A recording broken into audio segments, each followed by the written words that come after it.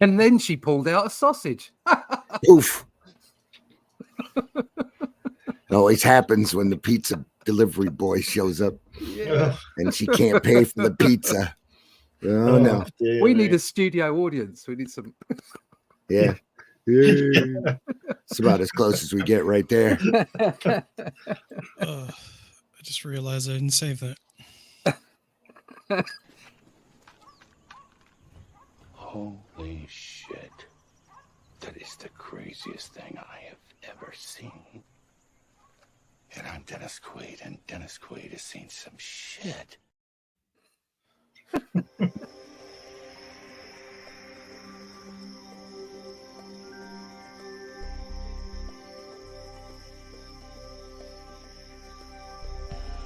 What was that?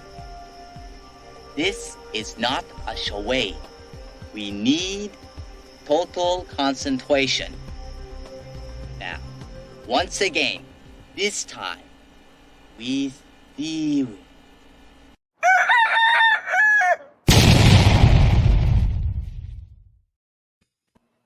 Come on in, everybody. We see you out there, especially Mike Jimmy. Mike Jimmy, we haven't heard from you in a long, long time, buddy. Anytime you want to come on. Hi, Mike. You're part of our discussion group over on Facebook. You are always welcome on this program, Mike Jimmy. Oh, Dave, Levi. Morning, folks. He's only up because his baby's up, aren't you, Mike? Yeah, he's up because it's morning there. Yeah, like it's actually morning for me. This never happens. Okay. Well, you're always welcome on whenever you can. Good morning, gents. Dave, hope you're doing well. Genuine Comics in the house. Levi is in the house. Levi up early. And here. Thanks for being here, Levi. Nita wants everybody to know that you can help support ICN by sending stars. If you know how to send stars, send ICN some stars and let them know that you appreciate this program. We appreciate you for appreciating us. So we like being part of ICN, and you're watching us grow as we speak. We have a brand new outro as we go out the door. A couple new programs I think are starting next week, and we want to welcome those people aboard. And just happy to see the programming over at ICN growing in some nice directions. He says, let me see how the baby's doing, okay? Yeah, yes, I told you. Yeah, she's starting to wake up, and I got to take care of her first. Absolutely, you do. But you're always welcome here. Always. All right, we're about to get into some Kirby, and I am your host, Randy Zimmerman. You can find my work over at aerocomics.store. You can find some great comics, some fun stuff like HeroBot Zero to read, a little robot character who fights giant monsters in his hometown, as long as he can do it on the clock and get paid hazard pay. There's Calico is over there as well, which is a great fantasy book by artwork by C. Michael Lanning. That's a fun title. If fantasy's your thing, there's more of that on the way. There's more HeroBot on the way. Paragon is over there as well, which is a great superhero title by art by J.R. Harris. And The Fool with artwork by Chris Tyson. Both superheroes with a unique twist and unique flair to them, which I hope you get a chance to read and enjoy, because I had a pure joy in writing them, and I'm very proud of both of those, all of that work. That's over there, aerocomics.store, and there's a lot more coming. I've got another book at the printer right now I'm hoping to have out in time for next weekend, which is when I'm doing the Grand Rapids Con. I'll be over at the Grand Rapids, not Grand Rapids, I'm sorry, Great Lakes Con. I get the two of them mixed up because they're great. So I'm going to say, if it was Grand Rapids, you'd be bumping into Rosemont, wouldn't you? Great Lakes Con, Rosemont, that's April. The Grand Rapids Con for the spring takes place in Kalamazoo. Don't ask. In order for you to bump into the Rosemont, he has to take his corporeal form. That's true. So you never quite know if you're going to just pass straight through him or bump into him. It's very, very true. Genuine Comics is like and subscribe. Absolutely. Hit that bell for notifications. Hit that love and like button there. Also joining us today is Mr. Glenn Fleming. Glenn, tell people how about yourself. Yeah, I'm Glenn Fleming. I'm a writer, artist, and publisher. I've been doing this way too long. Spent most of my time in graphics, doing illustration and whatever came on. But now I get to draw things like this. There you go. Oh, yay! Now, what you've got to remember is it helps if you've nearly been there. I went 60,000 feet in an aircraft to see Halley's Comet. Oh, Anyway, so yeah, that's me. I'm on Facebook and everywhere, just on this Friday morning show on Sundays. So tune in. you go. Also joining us, Mr. Russ Leach. Russ, introduce yourself. Good morning. I'm Russ Leach. I'm a comic book artist and layabout from the UK. You might have seen some of my work in the Batman magazine or in Doctor Who magazine. Bits and pieces all over the place. Currently, though, I'm well into sword and sorcery, and I have a book coming, The Shadow Kingdom by Robert E. Howard, masterfully adapted by Randy Zimmerman for Arrow Comics. So check that out. You can go and find out everything about me at my website, russleach.com. Sign up for the email list there that we can tell you about the book. It will be launching on Fund My Comic in March. So russleach.com. There you go. And when you buy that book, you get a chance to look through it. Just keep in mind that I lettered page 40 yesterday, and quite honestly, page 40 was a bitch. So I'm just saying. Also joining us this morning is Mr. Whiskey. Whiskey, introduce yourself, buddy. Hey there, I'm artificial intelligence created by a Hungarian scientists to figure out which kind of salami pairs with the best cheese. You can find me at the old X there at Bandit Ricochet, where I do 3D models for action figures, miniatures, that kind of stuff. I'm an specialist and all that kind of thing, recasting, spin casting, all that stuff. Here's some of my work, and you can find a link for that at the top of my Twitter page. Those AI programs are getting worse every time, every day. Anyway, we don't have AI programs here, but anyway, Silver Star, folks, Silver Star, by the great Jack Kirby. My lousy wobbly camera. There we are. I think that's good. That's it. Yep. Silver Star, the Graphite Edition by the great Tomorrows. A lot of Kirby's raw pencil work here. Some great stuff. We're starting at issue number 6, it looks like. He said, pulling it closer and looking at it under the light. I do believe that's 6. Oh, man, my eyes are shot. Way too early to focus this morning.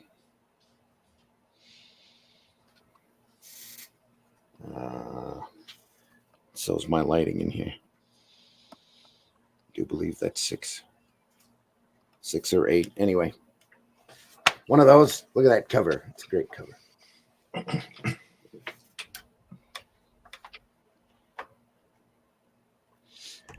Typical Kirby composition on that cover, isn't it? It's fantastic, isn't it? Just incredible stuff. Just a circle. Absolutely amazing. Give me a sec to edit my name here. Oh, I got to get over to my Facebook page too. Thankfully, over there. Glad I remembered that. Also joining us this morning. As soon as I can hit that button, there we are.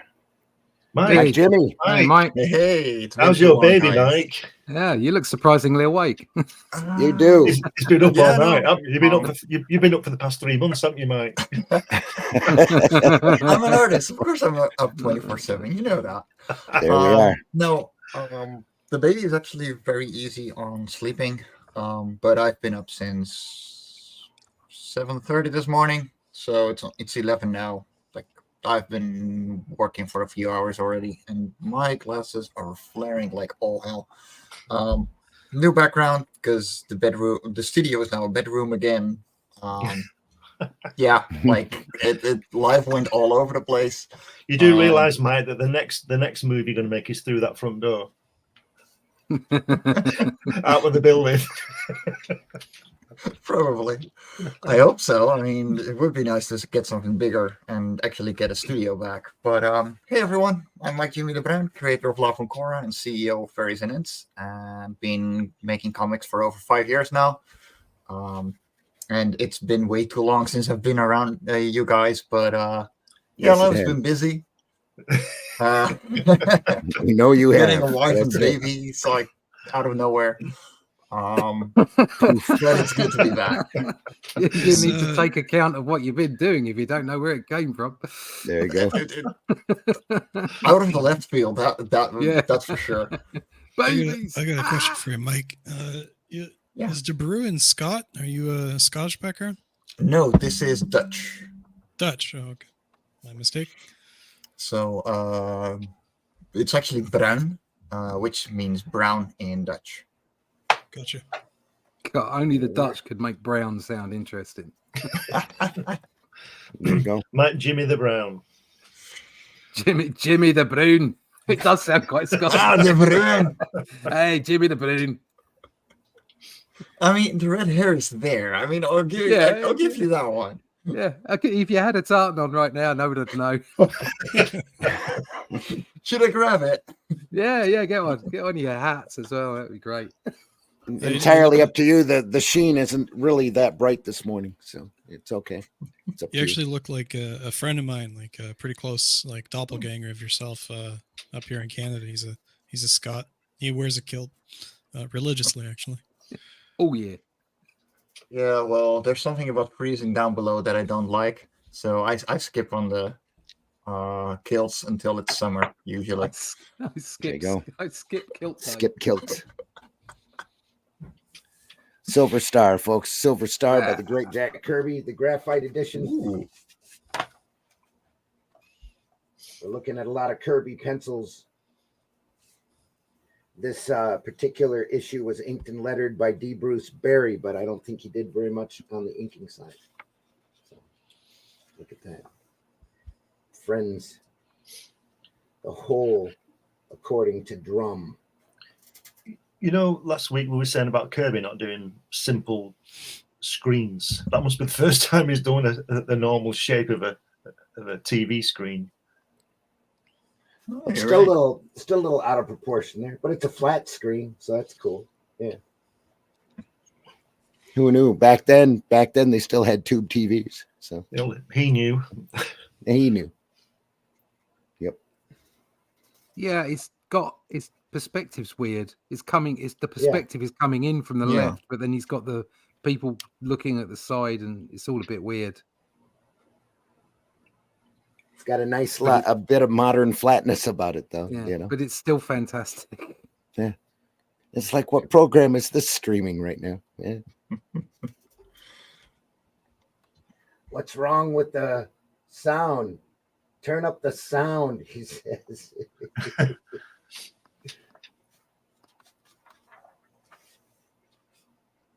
Look at that.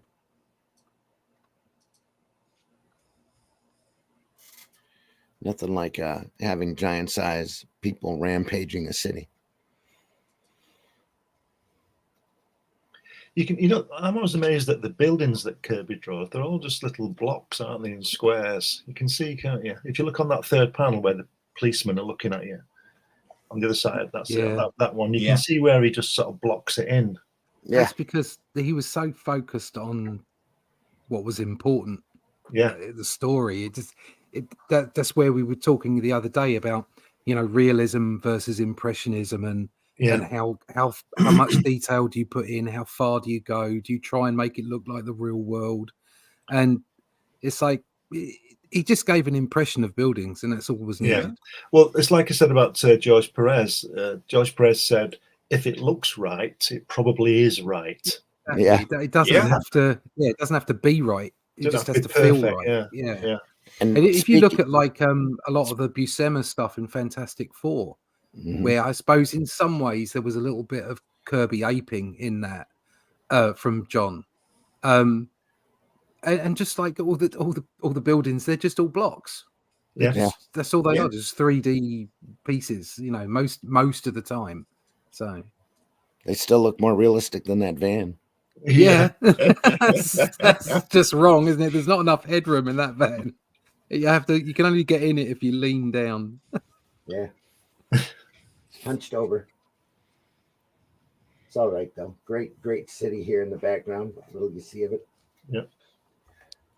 That was like this. He just had a reference of the Twinkie on his desk from lunch, and just drew it in. That might be truer than you know. That is whiskey. Not impossible. I need a van. Here's a Twinkie. Be great. Tell him about the Twinkie, Ray. It's the future. We all drive Twinkies anyway. Great stuff here. Wonderful page on the right there. Yeah. Yeah. The sturdy Again, girl. She is sturdy, isn't she? Very little detail per se. It's all just shade and movement. It's great. It's the same looking yelling deviant too.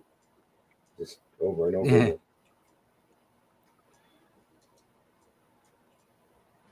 It's fun stuff. Look at that. Dodgy hand he's got there in the round. Yeah. In the round. Yeah. There's a dodgy hand there as well. Yeah. Yeah. I love the expressions. Yeah. Serves its purpose. With a great Kirby crackle here.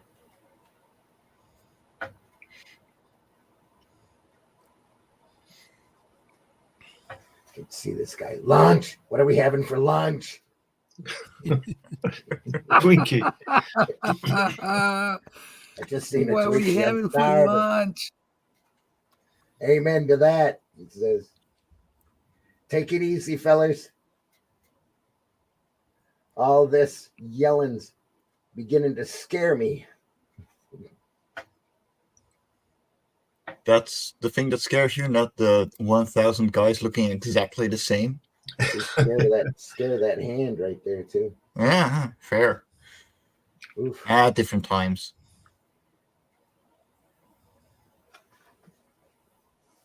It's a little bit looser here along the top.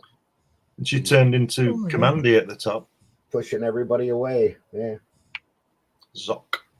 Enough of your yelling. Yeah, we were talking about this last week when it suddenly would get pages with no spotted blacks in. Yeah. Very strange. It's really nice to see his pencil work.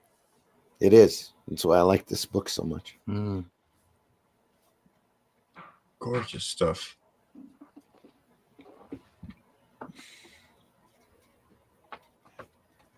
Especially at this point in his career, he's doing Captain Victory at the same time for PC and or Pacific Comics, and he's just knocking it out of the park. And we looked at first 2 issues of Captain Victory on Sunday. Some great stuff there. Look at the bottom panel on the left, the third panel, first page. Yeah. Left, Randy, where your thumb is. Oh. There you go.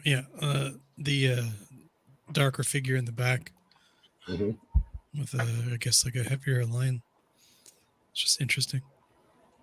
Yeah. Sorry, I forgot to mute my mic there. You got my squeaky studio door.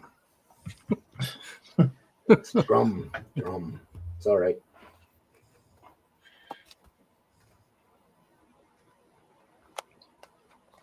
It's a blam. Those fingers should be firing with a batoon, shouldn't they? Here? Yeah. Got little cannons on the fingertips. Yep. A great look. It's kind of a dark side revision. Do you know, for somebody who draws a minimal amount of lines, Kirby does a lot of lines on his hands, doesn't he? Yeah. On his fingers. Well, this one especially because the glove is metallic. Yeah, I was looking at the one on the other side, point. where the sock panel on the left, where the guy's hand is bent up. Yeah, he spends a lot of time on that, seems to.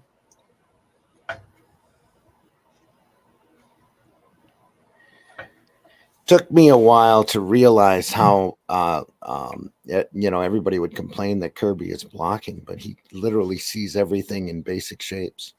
Yeah. Oh yeah, like that's something that once you get to a certain point in your art, like it's the basic shapes being turned into something that feels like you. Yeah. And as long as you manage to get to that point, and honestly, he's one of the biggest guys regarding that, you're fine. Mm-hmm. and it's still being taught today. Like, look for the basic shapes so you can fill out the details for later. Yeah. Yep. In 3D, it's quite common because what they call the blocking out stage is you literally just use basic shapes to get the general shape of what you're looking at. So everything, I'd say most of the 3D community or most of the 3D designer world looks at everything in basic shapes first before moving on. That's how I was taught to draw. And Yeah. My style is very cartoony, but it's all circles on top of basic shapes, balloons, and curved lines. Same. That's the best way to go. Yeah. Quickest too. It's a little bit of inking work here. Oh, that is gorgeous. Look at that. Pop. Again, very simple. It's Look at that. it's only what you need, isn't it? It's That line yeah. work, so great white space there. gotta love that. Love that feathering here.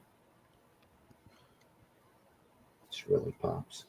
I was thinking about the basic shape thing we were just talking about, and I think a lot of the reason that people do it is just to help with perspective, because it's That very too, easy yeah. to lay out like a perspective thing, and then Oh, if yeah.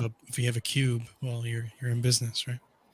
It's building things, isn't it? I mean, there were many occasions when Kirby's perspective was wonky, and all kinds of things were wonky, to be honest. But it didn't matter because what he created was so very solid, and Yeah. you can see that, and that's why he went to those primal shapes, because he wanted his style to look this way. I mean, there is nobody else. When we talk about, if you're a comic book artist, you want to have a unique style so people know it's you. Well, there is no mistaking Kirby ever. No. There's no one that looks like, even people that try and look like Kirby don't look like Kirby. Can't quite make it. Yep. They can't Yeah. quite make it. And there's very few artists like that. There are a few, and I would say the most modern one being Mike Mignola, because there are several people out there that try to do Mike Mignola, and you can see when it isn't him. Yeah. And bringing him up for this spread, because this has a bit of a Mignola feel because of the spot blacks and the fact that there isn't too much over detailing or rendering in this. Yeah. It's just really perfect. If you look at the axe at the foreground, on the bottom left of the second page, Yeah. the subtle curve of the handle, right? And Yeah. shape of the head. Obviously, it doesn't have the top part of the axe, but doesn't necessarily. And he's not used need to it. straight lines, is he? Yeah. No. Yeah. Neither has the inker. So, so a good point on the basic shapes and perspective being wonky at the top, like on the right page, like that. Well, it should be a van. It should be the same van, It's the right? Twinkie. It's the Twinkie It's van. a Twinkie, exactly. That Twinkie van. Yeah, they bit off the end, but Look at those massive steps. Yeah, they're wrong, aren't they? Those steps. They're dodgy, aren't they? massive Yeah, steps. they're large. That's a little Huge strange. person in the background. Yeah. The truck is tiny. I told you, Twinkie they're all is leaning tiny. over. Yeah. Is But this it supposed to doesn't be like? matter because Is it that tells supposed the to be? story. Yeah. Sorry, Go- is that supposed go to be an ahead, Airstream, like a camper? Probably. Maybe. I guess. Yeah, maybe. Yeah. Yeah. It's a Looks like a futuristic. tape deck. It's an old tape deck with wheels. Yeah, it does, doesn't it? Looks like an old cassette deck here. I need some reference here. Yeah. It's an 8-track. Quick. So it looks like a cassette deck. Yeah. It does. Right there. But yeah, it's just there's a marvelous, almost genius level simplicity to this spread. Oh, It's gorgeous. Got an open corner here. I'm going to draw a guy climbing up the building. Here we are. Yeah. Yeah. Up a pole. Yeah. Get him up that pole. Up that pole. You go play Santa now. Do you think that he did the perspective on that panel intentionally off? Like, not like he was Okay. just knocking it out, but like very methodically decided to make certain things larger or smaller, or, You know? No, I think he just did it. I think it was I mean, lack of time. He drew that way, didn't he? He just drew. So if he got it wrong, I don't think he cared, because he was all about the story and all about getting it down on paper. I don't think he thought too much about that panel at the top there. I really don't. Yeah.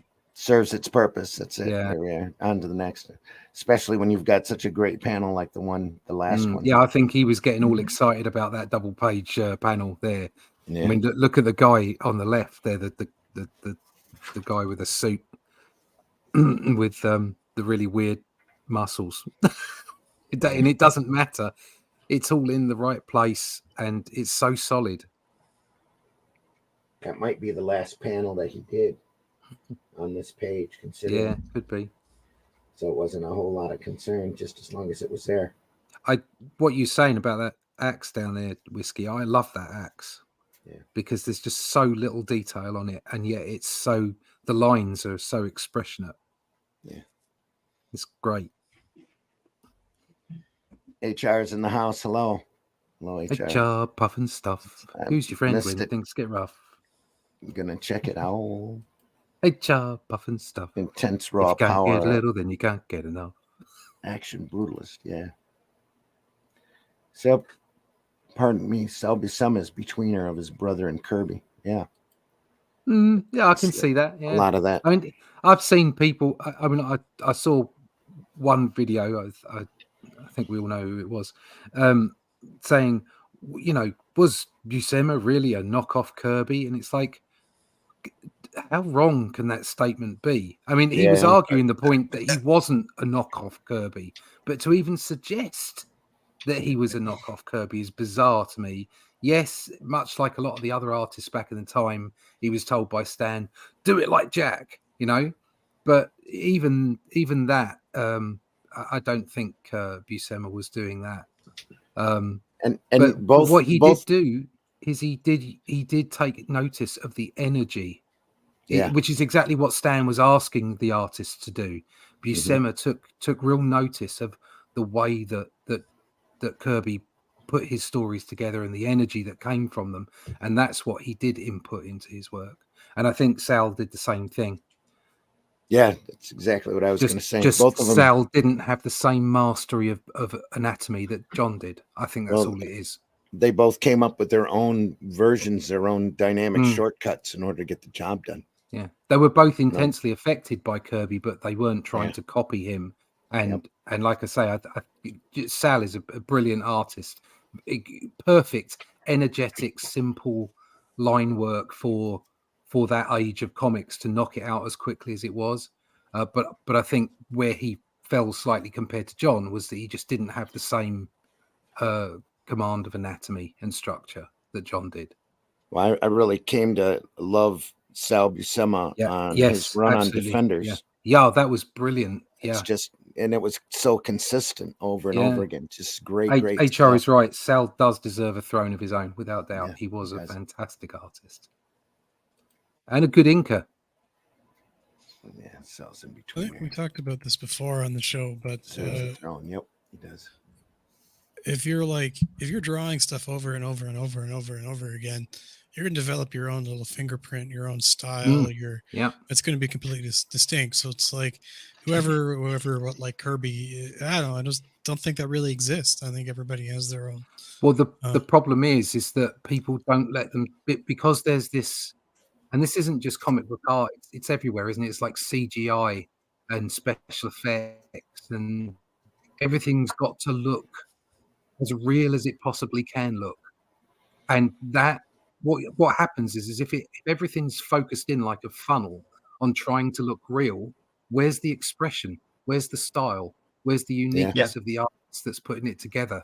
And that's why this work from this period of time, Kirby and the other artists of the time, why it stands out so much, because it was their personality on the page.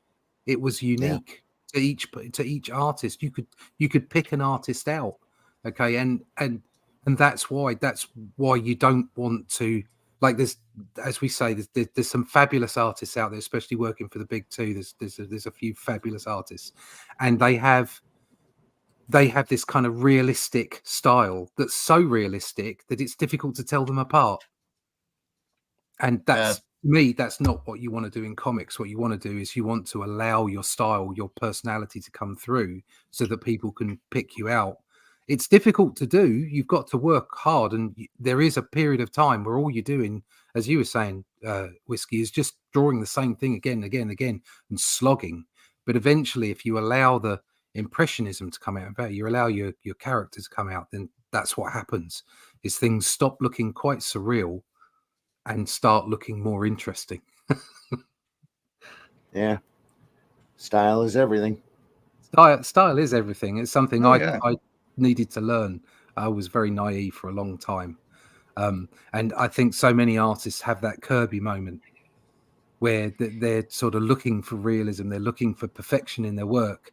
And then suddenly they realize why Kirby was so bloody good. It opens your mind to so many different types of style. So, love this pen. Sorry, what were you saying, Eglin? I dispute the fact that style is everything. Storytelling is everything. Your style is just another part of it. You can draw like Kirby, you can draw like Ditko, you can draw like yourself, or at least try and draw like those people. But it's about the telling the story. And that's what, as we know, Lee told people to copy Kirby. Some tried to draw square fingers and all that kind of thing. Yes, but that wasn't what he meant, as we know. If you're going to follow Kirby storytelling as a template, you're going to do what John Buscema and John Romita and all those people did, and that is draw dynamic comics. Dynamic storytelling. The fact that John Buscema draws the most beautiful girls in comics, second, and John Romita comes probably a close second, you know, and John Buscema and Romita both do what I'll call normal anatomy and musculature, right? They're more realistic, but their power and the dynamism, which is easy for you to say, is in the storytelling aspect, and that's the most important part, not your style. Because an artist's style, however much you emulate, if I copy your style, Russ, at the end of after several pages, my style will come through. Yes, exactly. Your style is natural to a person. Yeah. And you can only develop your own style. So I dispute that about style being everything. I think storytelling is everything. And I think that's what's missing today, because like Russ said, everybody's trying to draw perfectly and they all look the same. Yes. Yeah. I think that's what the mainstream media is getting wrong about manga as well. Yeah. They're not looking at the storytelling. They're just looking at the presentation. Yeah. Saying, look, here's Batman, but in a manga style. It's like, yes, so what? Yes. Unless you're telling great Batman stories, it's still not going to work. It's the storytelling that's important. It's that pace from from panel to panel. And I was on with RJ the other day on Wednesday night, and they were talking about a page from the Shadow Kingdom, and it was where Brawl was taking a body back into the secret tunnels, and they were following through the page and just saying, look, this is it. You don't need a script. You don't actually need you can follow the story, and that's key. You need to be able to follow what's going on without word bubbles. If you want to see, I don't know what the issue number is, but there's several. I think there's 3 or 4 issues of Thor drawn by Kirby way back, and it's about Mangog. The baddie is called Mangog. Mangog, yeah. If you get those issues and don't read the script, just flick your eyes, really reasonably quickly. Don't dwell on the artwork. Just flick from picture to picture. That is the most perfect storytelling I've ever seen. Because, like you say, you can tell what's happening. It's like a silent movie. I've said this before. Yeah. The words are scenery. the guy's called Reed Richards is irrelevant. You need to show what he's doing. Exactly. Yeah. It's not what he presents at, it's what his actions are. Yeah. And that goes, I mean, there's the depth to that to that comment, which is representative in today's comics and entertainment. It's not what you represent as, it's what you do. Okay, well, it's the character that you possess and what you show and the actions that you have. And if you look at that right hand page, just flick your eyes between those 5 panels and see how she throws that bomb and how that works. Just flick your eyes between those panels. Bang, bang, bang, bang. And boom. And it works perfectly. That was something else. They were quoting another artist saying that that it was just anecdotal, saying that in comic strip, if you have a person walking from one side of the room to the other, you need to show them doing that. Yes. And it's like, no, you don't. What you need to do is you need to show them at the start and at the end, maybe. And you have to have the appropriate scene setting and the appropriate body language for people to have understood that in between the 2 panels, they've walked from one side of the room to the other. Yeah. And that's what this is doing. This isn't showing you every frame of what's gone on. You understand the movement between each panel. You read within the gutters, which is why comics are the best storytelling medium ever. So there it goes. My opinion. Here it comes. There it is. Kablam. Yeah. Kablam. You see what Kirby's doing there? He's proving again his animation experience. Yeah. But he's been in, he was an in-betweener, and you know what that is. Well, here he's being the main artist. He's drawing the main part of the action, and then the in-betweener would put 24 frames in between that bomb, and all that kind of thing. So he's showing you the tension points every time. Like she's holding the bomb, she starts to tick, she lifts it up, she throws it, it's on its way, and then boom. That's why comics are so interactive with the reader, because the reader is the in-betweener. Yes, exactly. The gutter. Yeah, that's right. So it requires you to interact with the comic far more than you would with a novel. Okay, and because what you're doing with a novel is you're generating the whole thing.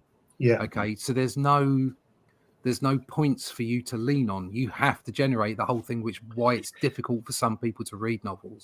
And then with film, it's completely passive. You have no points in order to generate your own imagination because it's all being done for you.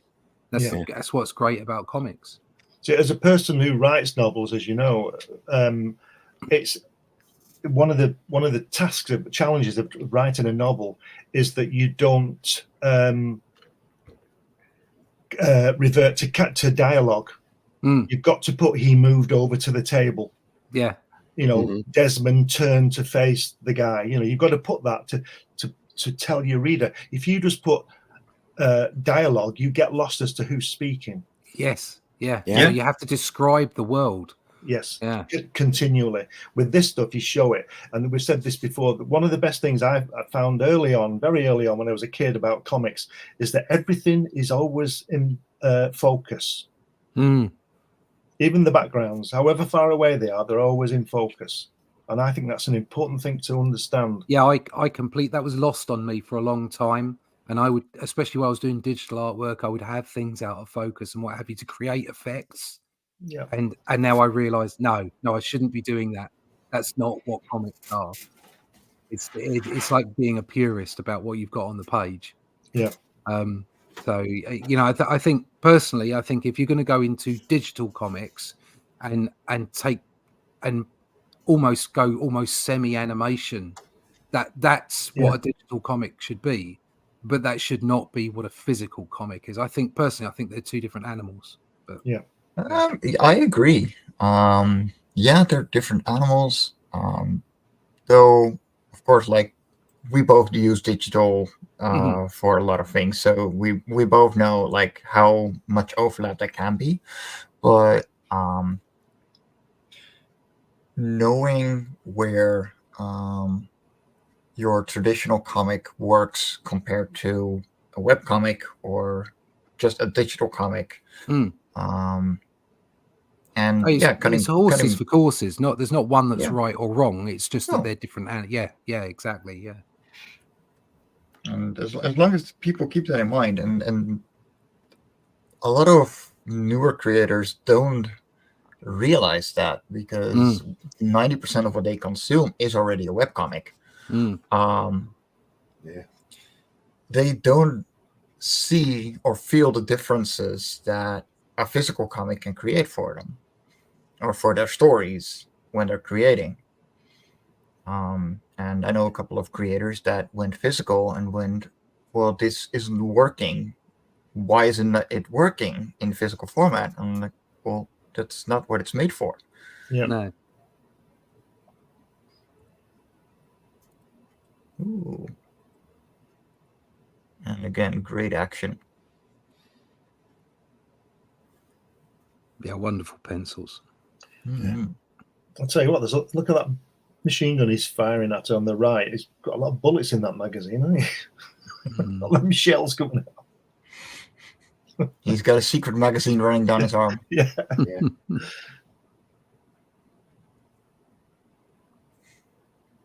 It's like old action movies. You never run out of bullets. Yeah. Unless it fits the plot. Mm-hmm. Yeah, that Batman one with the shield when he counted the bullets. Unintelligent designs that's in the Batman anime webtoon they have is trash and cannot compete despite having comparable art. Yes, nonverbal communication storytelling. And, hey, Dave. Hey, Leroy in the house. Leroy in the house. Thanks for being here, Leroy. Well, that's the thing. Art brings you in. Yeah. But the story keeps you. Uh-oh. Hello? Hello, De Bruyne Call Center. Can I help you? No, it wasn't me. No, it was mine. Oh, is it yours? Yeah. I want to talk to you about your extended car warranty. Yeah. Hello, Living Up North Support Center. How can I help?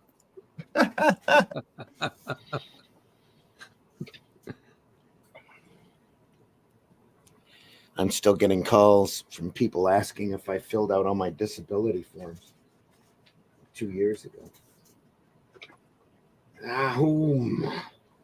Oof, look at that. Ooh. That's a sound effect. That's stuff. You don't see enough look at that going nowadays. over. Yeah, you don't.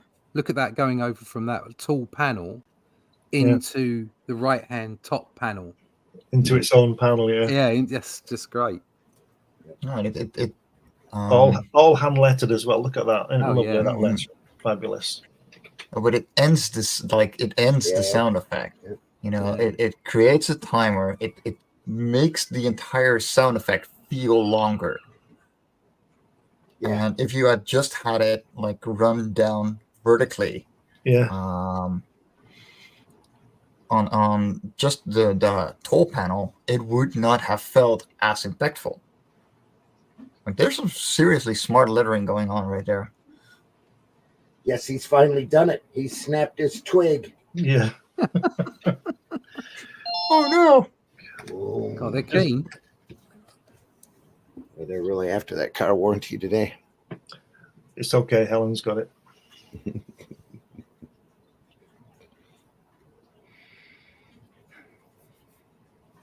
I tell you what, if it had done that Wahoom panel as a double page spread, it'd have been some, wouldn't it? Been some drawing. Oh yeah. Been something. But look at how that sound effect guides your eye right over to the top of the right-hand column to go. And then to drop down. Yeah, it's brilliant. Drop down again. Yep. Again, storytelling, you see. Well. Lovely rocks, yeah. Yeah.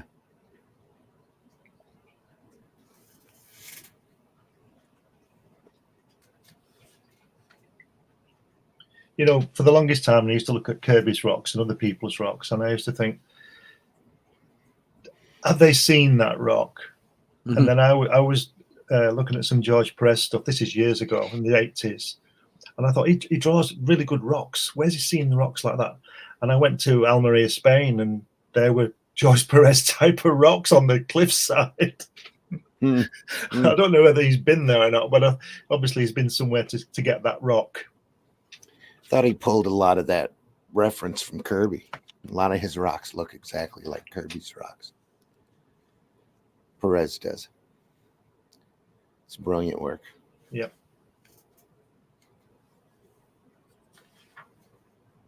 Oof, look at that. It's the void.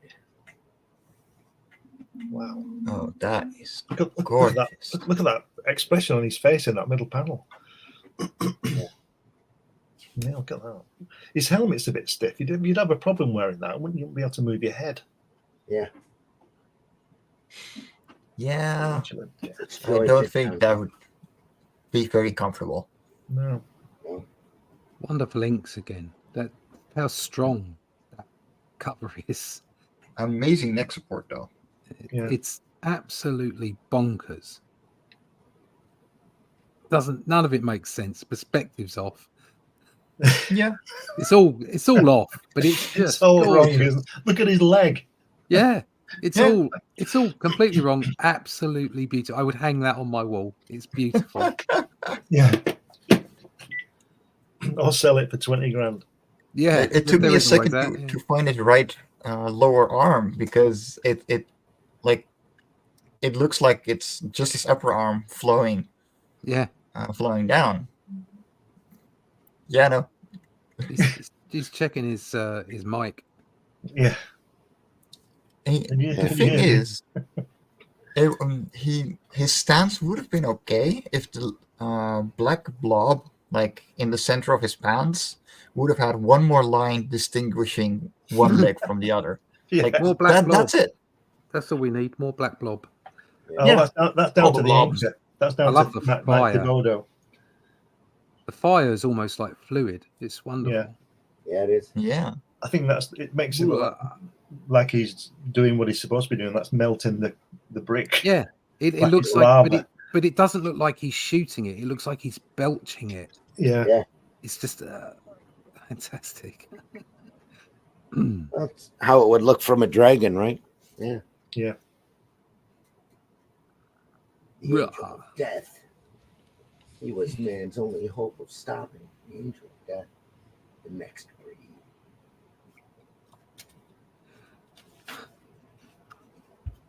So buildings look somewhat like ziggurats. Hmm. Oh, those pencils. Oh. Look at that. You could have just reprinted it from that. Yeah. Yeah. Wow.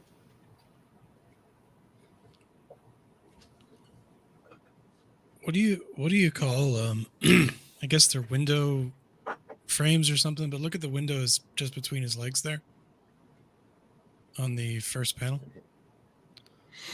And you can see the window, like one's up, one's down, and there's like the ledge, I guess, and it's like a zigzag pattern.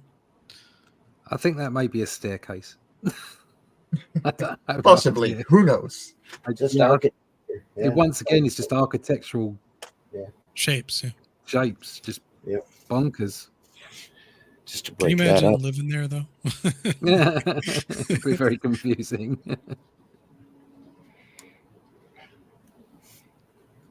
Please take an upside down left at the MC Escher stairs. Yeah. Is that face as well? It's like that is a bonkers face on that guy. No, that's actually a cracking face that's got real depth to it and shape. And this one down here looks like he's on crack. And yet you go to the next page and look at the face he's done there and how much care he's taken in it. Mm-hmm. Yeah. And she's like, "Oh, do we have to watch Star Wars again?" Oh God, look at him. Silver Star, look at him. Stand Norma. back. It's Norma. Yeah, I wonder what Norma's second name is. Do you think it might be Snockers? Yes, Norma, this is war. This is what he had to become. Darius Drum is now the ultimate object produced by a cult of self-denial. Stand back. Do nothing. Sorry, I'm lost. What? Let him belch fire. Okay, I'm back in the room.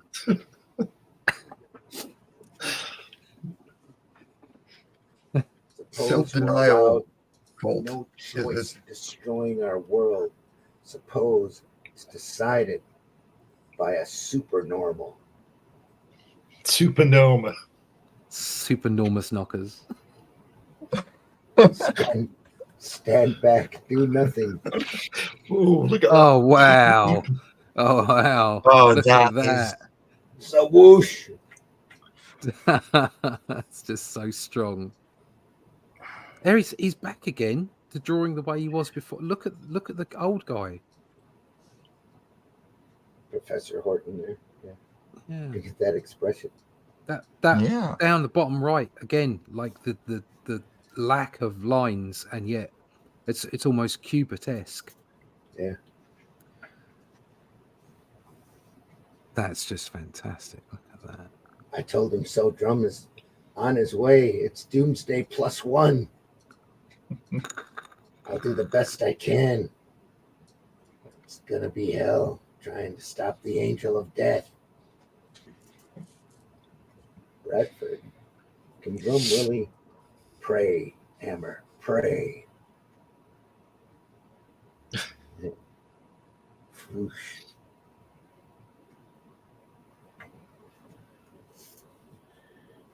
Whatever you do, no more burritos for lunch. Definitely needs an Altoid. Please stop your Chipotle addiction. Great the way you can see the zwoosh underneath the zwoosh in pencil. Can you see it? Oh yeah, The big panel. Yeah, you can where he see it. sketched it out. You can see where I think Kirby's probably done the one underneath, and Thibodeau's gone over the top.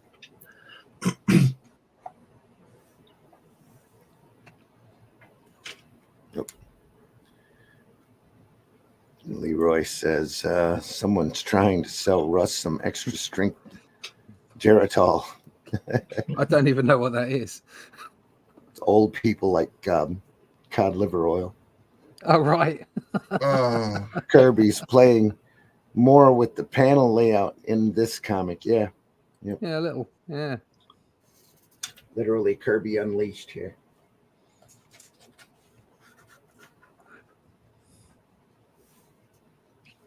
Yeah, literally it could be anything coming out of his face. Yeah. Stomach acid, gas, like plasma, fire, yesterday's burritos. That's the other name for the angel. Rosemary's in the room. Rosema. Rosemary is in the room. Hey, Scott, you're welcome in, man. Yeah, There's a link over on the Facebook Sunday Funnies page. I know you're still part of that. Be good It's in to the see you, same buddy. DM that you just abused me in, Scott. Yeah, there you are. Too long didn't read. Coming out. We miss you. Look at that top right. You'd never get to kiss him with that helmet on, would you? No, it's just difficult. Mind you, she's giving it a good go. She can't get near him. I wonder why. Those are going to be some perky lips. Norma's. She's the Our Norma. Says, hey guys, just a quick hi to say I'm still kicking. The details of my recent days is starting over on my Facebook page. Check it out. I'll be posting about it for the next week or so, and my return to these heady conversations will be as soon as I get some things in order. Okay. That page looks like, sorry. So for God's sakes, don't let Russ hog the camera until I come back. That page looks like he's just painted his helmet, and when she pulls away, it's all over her face. Yeah. Yeah.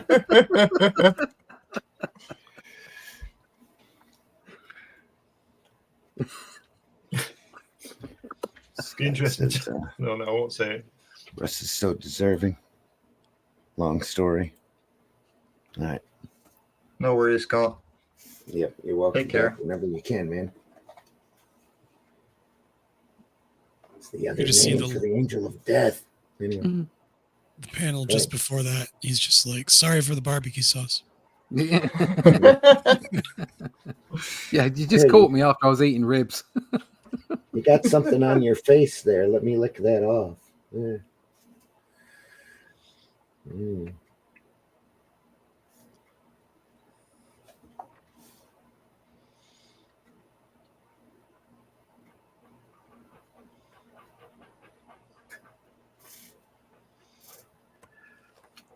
Not so much background stuff on these pages. Yeah. Well, sometimes you just gotta move the story forward, and backgrounds are not the thing that matter.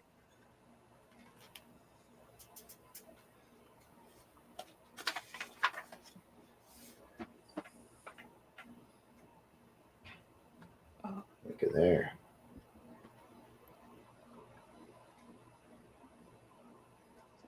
It's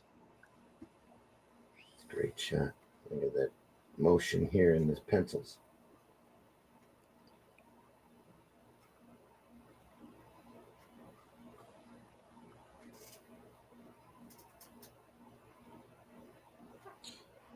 Feeling like it's just deadlines in these couple panels or pages. Yeah, it looks like it. Oh, I don't know. Look at that angel of One to death. bring out how deadly the characters become Mm. in that second panel. Mm-hmm. You don't see Kirby that heavy very often.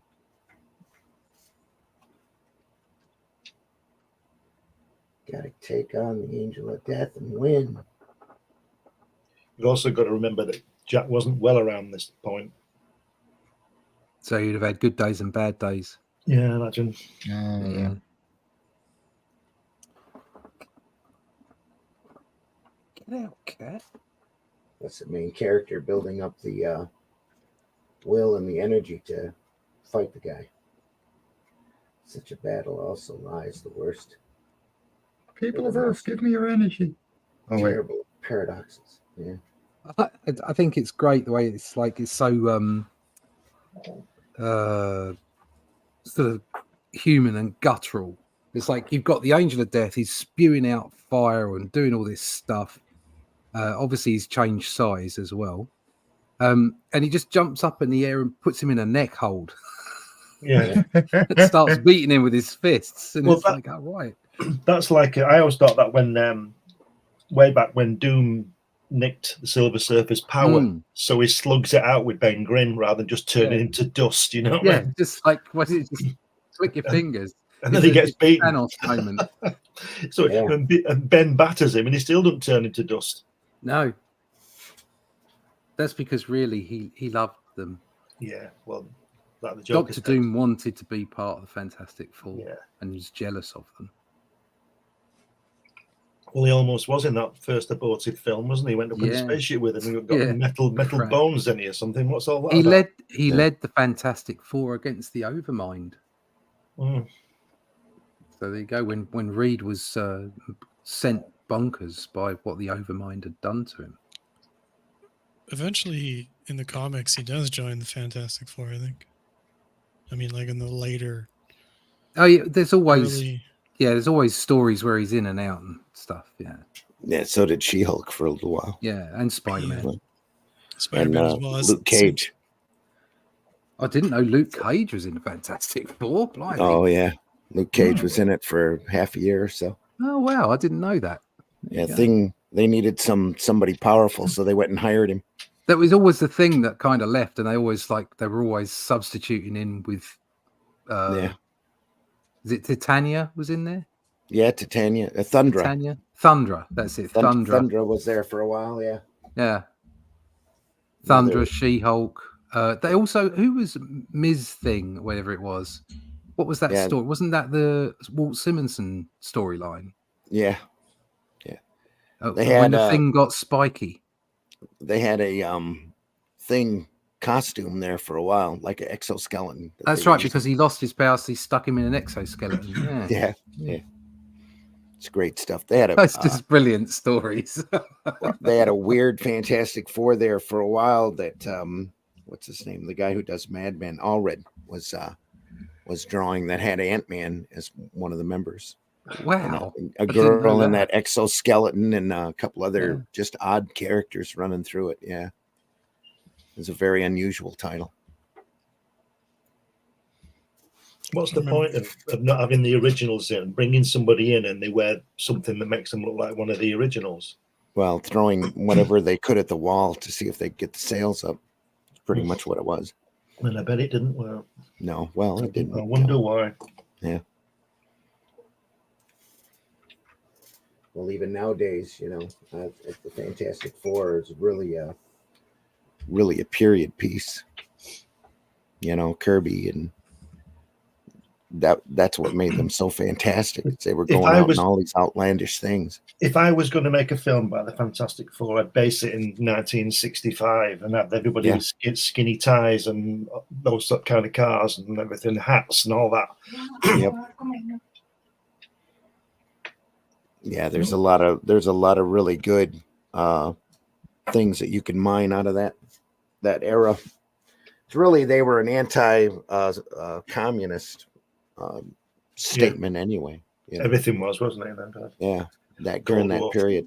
Cold War stuff. Yeah. So was Iron Man. Yeah. Oh, yeah, especially Iron Man. Yeah. Boom. There is a baby waking up. I'm sorry if you can hear her. Oh, can't hear it all. You might in a minute. Do what you got to do. No, Mom is taking care of her, so I can stay hanging around. More cosmicness here.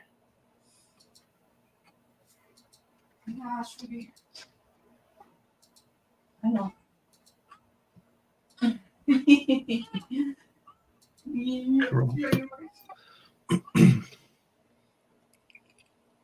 It's a cool scene where he's smashed into the ground there, I guess. Yeah. One comment, Kirby is aping Neil Adams' kissing scene. Yeah. A few pages back. See y'all soon. See you, Scott. Take care. Hope everything's going well. Thoughtful moments, no backgrounds. Tundra, great design. Thundra. I mean, yeah. I've only ever heard the term aping once before. What is? I'm assuming it's just stealing. Copy. Yeah. Lifting. Where's that come from? No idea. Monkey see, monkey do. Literally. That could be. Yeah. It makes sense. I've only ever heard it in relation to comics. Well, that's because gorillas sell. Fair. Yes, they do. Gorilla on the cover. Guaranteed sales. Gorilla dinosaurs in the color purple. So, yes.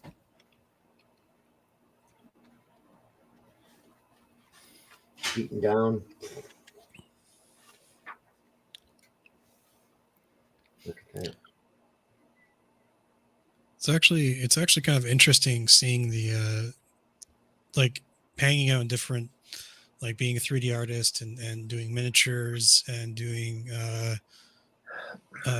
comics and hanging out in different communities or different groups of collective people doing different stuff or mediums.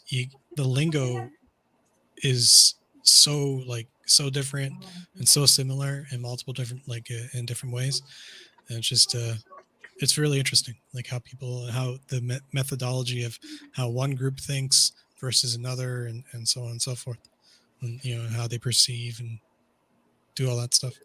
Yeah, composition, everything pointing to that city. I think he's got the shoes on the wrong feet. I think you're right. Huh.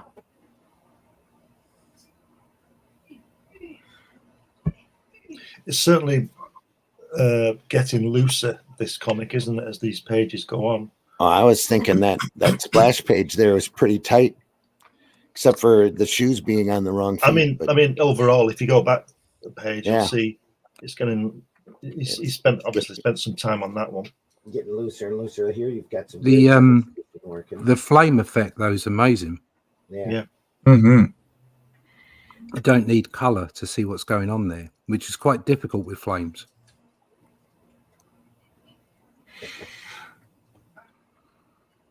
Just love this splash here, the composition of it, the dynamics of it. Except now I can't get past the feet here. It's like that German guy in The Longest Day. I'm seeing that when he puts his boots on the wrong way. Probably it's what adds to his attitude. Yeah, that's why he's so pissed all the time, because he's got his feet hurt. Yeah, That makes sense. I'll destroy the city. My feet are killing me. And I'm really intelligent. I can't work it out. Is there? It's highly unlikely, but is there some kind of like biblical creature or like a demon with like backwards feet? Not that I'm aware of. Maybe. Yeah, but he's not a danger because he's constantly falling over. Yeah. It's mostly cloven hooves. Yeah. Goat hooves, cloven hooves. Not a lot in the Bible about not well-fitting sandals. So That guy a little on the bit. phone. A little bit of cloven hooves, a little bit of washing feet, but that's about it. It's Is like that- a is maddened Andy Warhol. Get me Yeah, a but- can of Campbell's now. I'm going to say, is that House Roy on the phone?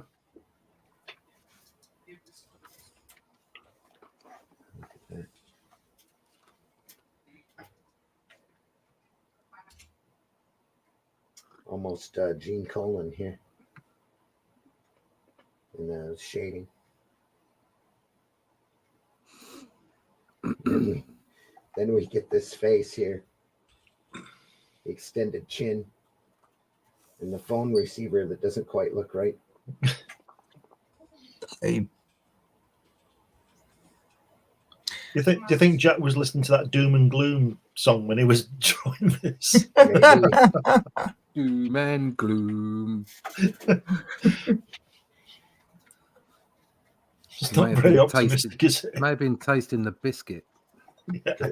I doubt he was tasting the biscuit at that point. But yeah, Doom and Gloom, maybe. I was going to say, this reminds me of that character from the Mad TV show. The little kid, the guy who pretended he was a little kid. Would go around and act real infantile. Is that the same guy who did the German in the bush? Was he called Johnson? Somebody Johnson? Artie Johnson. Oh, no. You're thinking Laughing. Oh, right. That's a whole different show, yeah. Very interesting. Yeah. This is all Yeah. before me, I'm afraid. yeah, I'm afraid I'm so. lost. All right. You've heard of Jesus, and he's 2,000 years old. It's a horrible, obscure reference. So no big Yeah, deal. but he has far more followers, unfortunately. No, it doesn't. But he does. Not anymore. It's mid-century No, modern. I'm style. just talking historically. Yeah. He dropped his sandal. It's a sign. It's a sign. Yeah. No, he can't come out. It's a very naughty boy. How shall we go away? Yeah. Jehovah, Jehovah, Jehovah, Jehovah. It's great when he opens the blinds, isn't it? And he's naked, and they're all all waiting for him in the courtyard. Yay. So there are demons and stuff with backwards and wrong way of facing feet. Are there? Yeah. And works specific to the Malus Maleficarum, the Hammer of Witches, and the. I'm being Frost- asked if you want to say hi to a baby. We always. No, wanna I've had say enough hi of to a them. Baby. Blowing you up. I've got my hands full with one as well, but I think that's a yes. They put me on full screen. We always want to say hi to a baby. Absolutely. It's Oh, baby. oh, baby. Hey, Mike, your baby looks like a baby. I know it's It simple. looks like a It's baby. not even a gremlin. There we are. We didn't even feed them after 12, and here she is. Hey, you can look at Daddy. This is Aurora. Oh, she's been the star of the show for Hung Animation for a couple of times now as well. There you go. And she's the reason that I've been AFK for so much. Because she is a handful and a half. It's your greatest creation right there. Oh, yeah. Are you hungry? Yeah. Baby's always hungry. Always hungry. All right, I gotta give you back to mommy.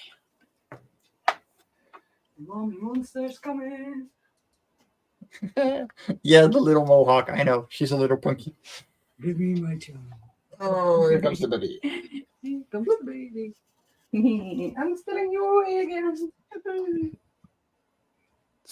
So did he kill all the bad guys? Because all those Yeah, guys actually. in the panel, they're the guys from the earlier panel, aren't they? Where they're going crazy. They look like they're burning here. Yes. Love that. He is the angel of death. So he's pretty good at it. He doesn't care, does he? He just takes life. He's not bothered who it belongs to. He cannot Even if kill it's his Darius cultist Drum. followers that got him there in the first place. He cannot kill Darius Drum because he is Darius Drum. yes. Is he like phasing through a building there in the Yeah, last? I'll mute for a minute because there's going to be a big fight. Kirby. vanishing to the bowels of the earth through a building. If he had skis on, it'd be the Black Racer, wouldn't he? Yeah. Yeah. Fabulous. Oh, Iron Man shoes. Oh, that's a bit Christ-like, isn't it? Yeah, just a bit. I'm okay. Needs finishing off, though, doesn't it? It's a bit odd. And those buildings are really blocked in, aren't they? Yeah. Very FF. Like down there. Yeah. Thing is, like, I still see it like that nowadays. Yeah. Worse, even. Yep. And that's something that personally I'm like, oh, you know what? You're actually right. Why not? Is people just grabbing a sky view and turning it into a black and white and just black background. I think there's two ways of looking at it. Like we said, if you can trace something, trace it. If you can cut and paste it, whatever gets you through. As long as it's you know what I mean? It's like, oh yeah. If you're so, for instance, if Kirby had cut and pasted some kind of photographic horizon line here of a city, no one would be complaining about it because he used photography in some of his work, didn't he? Yeah. And he put it in, and no one would have complained because it's a Kirby figure. He's it's his storytelling. He's done it. Also, when you're on the clock, these things also. But I think sometimes it's too easy to reach for that.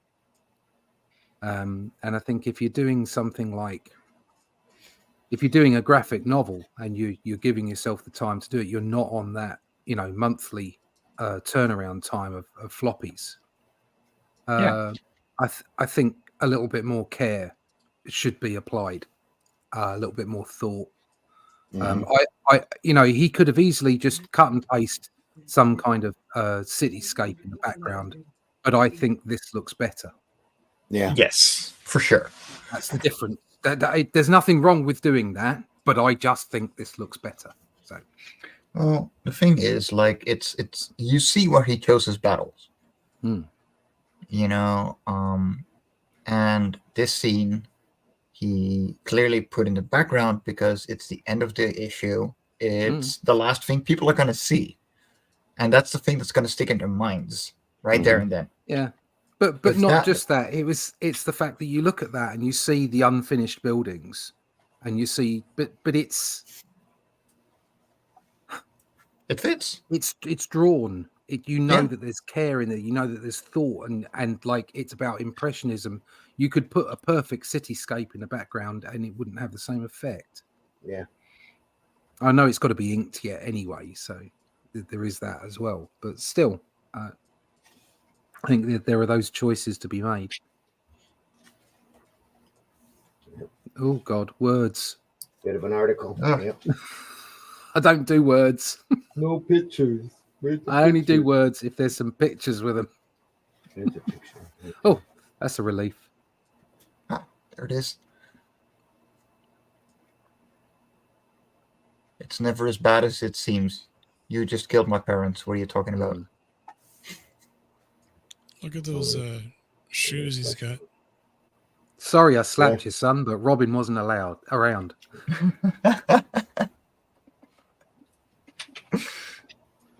So they're almost like sneakers, but kind of like socks. Yeah. Yeah, they're sort of slip-on High tops. shoe things. Yeah. Shoe boots. Look at that.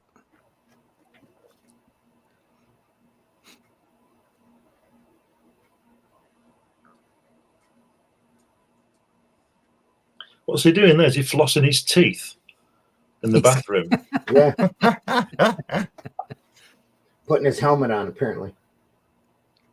All right. Playing with his helmet. Oh dear. Oh, look at that. You see, she's more beautiful there. Oh, that's Jane Davidson. She's more beautiful there than all the way through. Yeah. Well, yeah.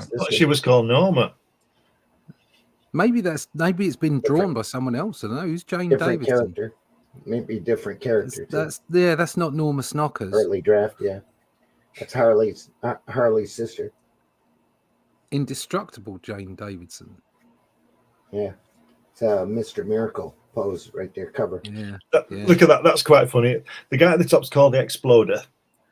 Then underneath you've got Indestructible Jane Davidson.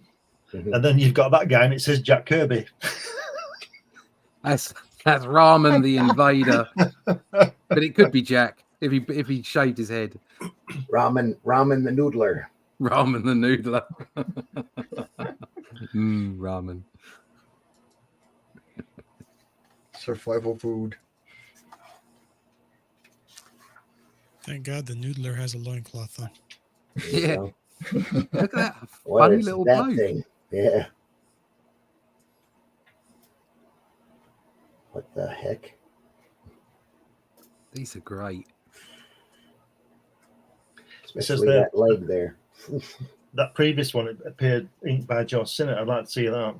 Yeah. See what he did Well, with the one of Jane, what's her face, in costume. Yeah.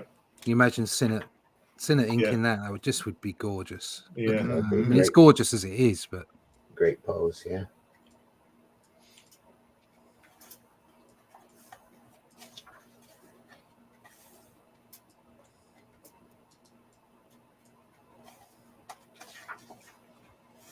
And the Tomorrow's Library as we speak.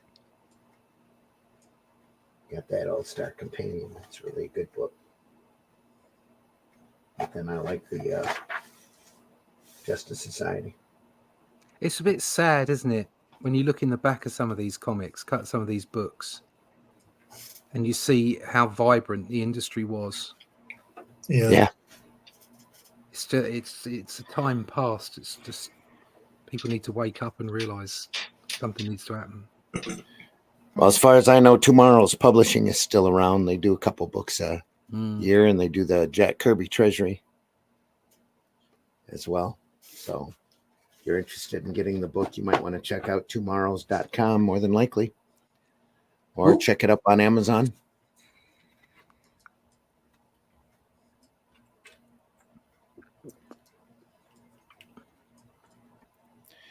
We have a little bit of time.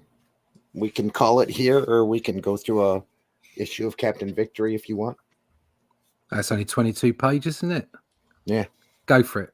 Yeah, let's do that. I'm up for it. We'll just flick quick through. Graphite Edition. I love that. Yeah. It's kind of a joy when I found it. Does Kirby ever explain why his heads are so wide? Just the way he draws. Kirby doesn't have to explain anything. Yeah, Kirby is Kirby. Yeah. It's not like he can explain it anymore now. I think if John Buscema is the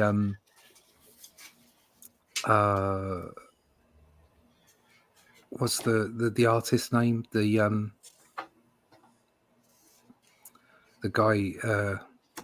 This guy. I've lost his name. It's lost my head. I've lost it from my head. More coffee.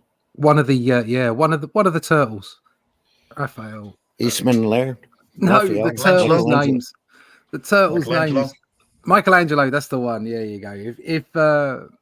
If Buscema is the Michelangelo of comics, then I think Kirby is the Van Gogh of comics. Yeah.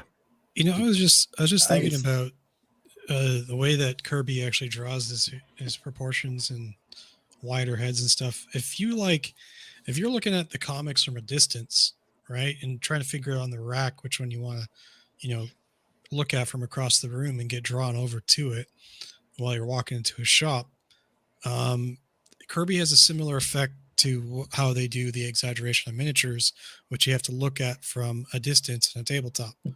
So maybe it was onto something there. Maybe you just drew it. I agree with you. That's exactly why his stuff stands out, because of the physical pronunciation of his figures. I think they're so thick and big. I don't think he thought about it like that. I think he just created the style. But that's exactly off, because his artwork is so solid, is so big in every means of the word. I think that's why they had him do so many covers in the 70s too for Marvel. Because it just pops, doesn't it? I mean, you're exactly right, Whiskey. It pops stuff off the newsstand. You can see what's going on from a distance. Yeah. Captain Victory #3 from Pacific Comics. Captain Victory and the Galactic Rangers.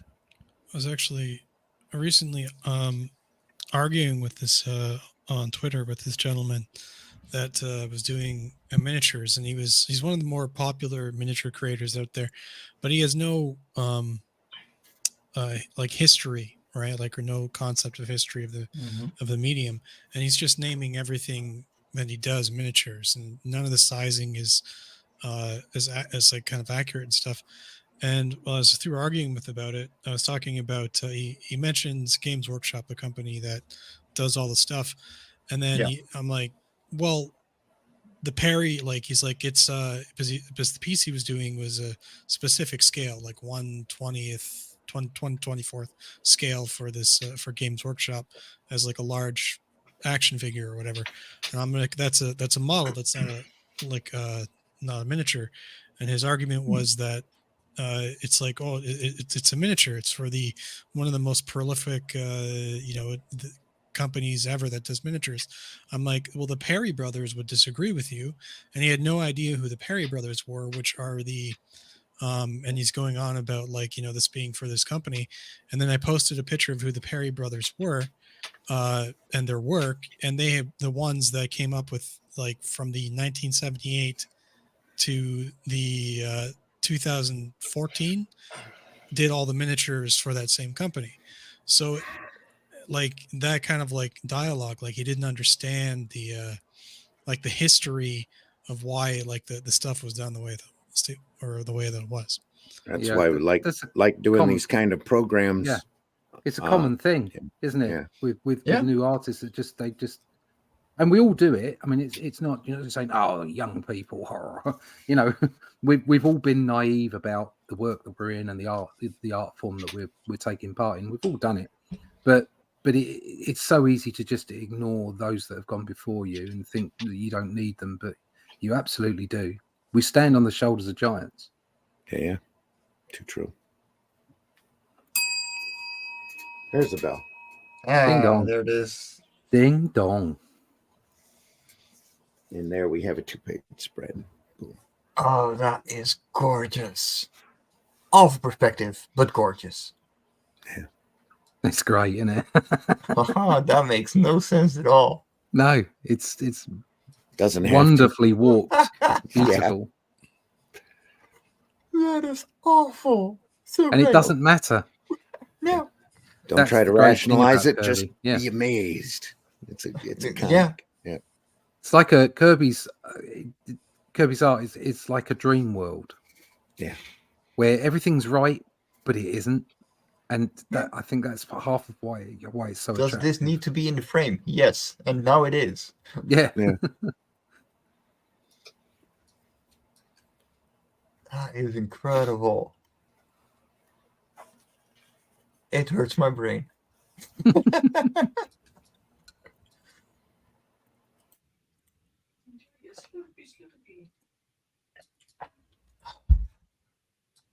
It's got a bit of a fisheye effect with a slightly tilted geometry on the right there. Let's see him try to put that on film. But that might be accurate though. That shape on the right there might not be a cube or a rectangle.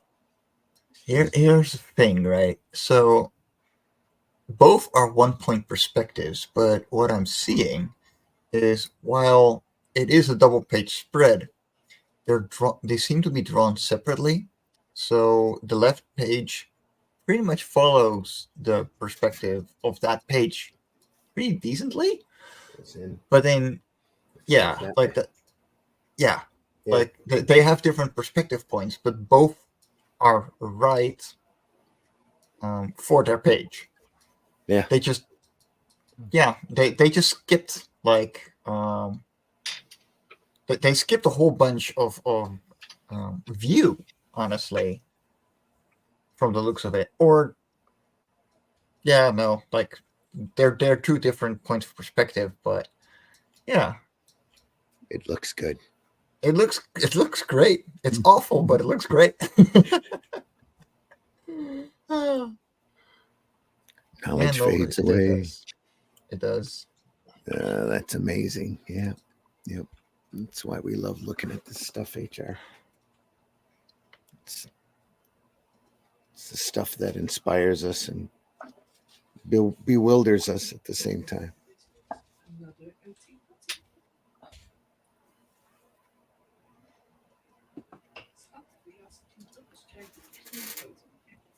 Could be Jack right there. Yeah. From that time frame. Yeah. Crying baby warning. Yeah, you guys heard that, right? Yeah, we heard that all the way across the world. Sweet. She's usually quiet after feeding, but just gotta make sure.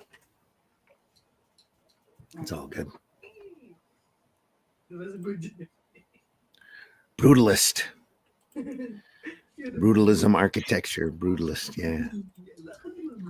I love the Michelin Man in the top and bottom right. Yeah. Extra padding for the fall. Ah, yes.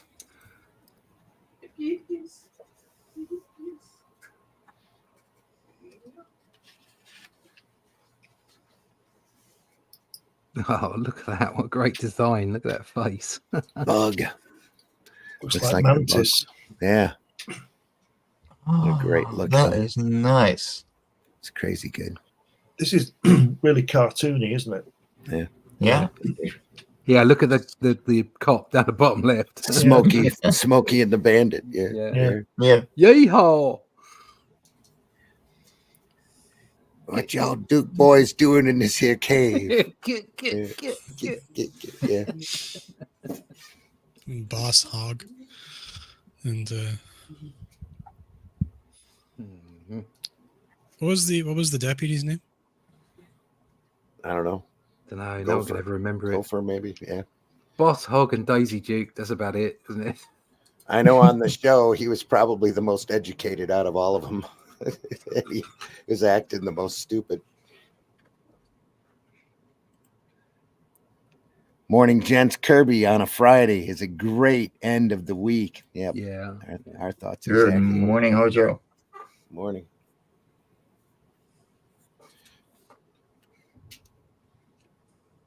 That's got a lot of new gods. It's very feminine, that monster, isn't it? With the legs, skinny legs. It's power, and then down to little legs.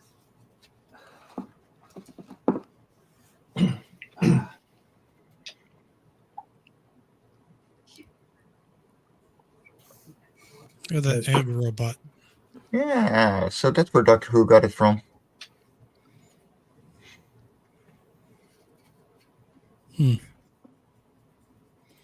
Prototype Voltaren.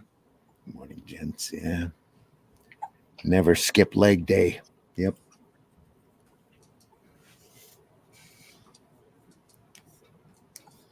Some really crazy designs on this.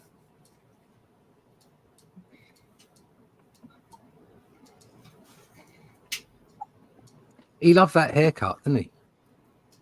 Yeah. Yeah. The Eternals haircut. Yeah. So did the producers of He-Man. Yeah. Oh, yeah. That's what the Andy kids had it. wear nowadays, right? Well, back then, yeah. This is what, 80, 81? Didn't Kirby do the layouts on that? Thunder the Barbarian. Yeah.